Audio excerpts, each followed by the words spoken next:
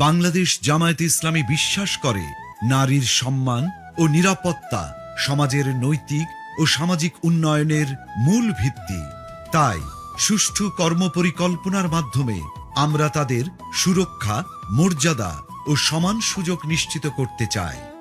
নারীর সম্মতি অধিকার রক্ষায় সম্মতি সুরক্ষা কমিটি গঠন করা হবে।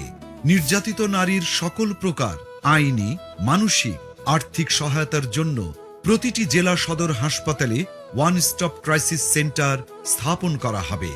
কর্মক্ষেত্রে ডে কেয়ার সেন্টার উল্লেখযোগ্য পরিমাণে বাড়ানো হবে। নারী চলবে নির্ভয়ে লক্ষ্য বাস্তবায়নে: ১. নারীদের জন্য আলাদা বাস সার্ভিস পিক আওয়ারে। ২. গণপরিবহনে সিসি ক্যামেরা স্থাপন। ৩. মেট্রো রেলে আলাদা কম্পার্টমেন্ট চালু। ৪. ইমার্জেন্সি কল নম্বর চালু করা। ও ৫. নারীর নিরাপত্তায় ইমার্জেন্সি সেল স্থাপন সহ আরও অনেক কিছু। আমার আয়ের সংসার প্রকল্পের মাধ্যমে গ্রামীণ নারীদের কর্মসংস্থানের সুযোগ সৃষ্টি করে স্বাবলম্বী করা হবে।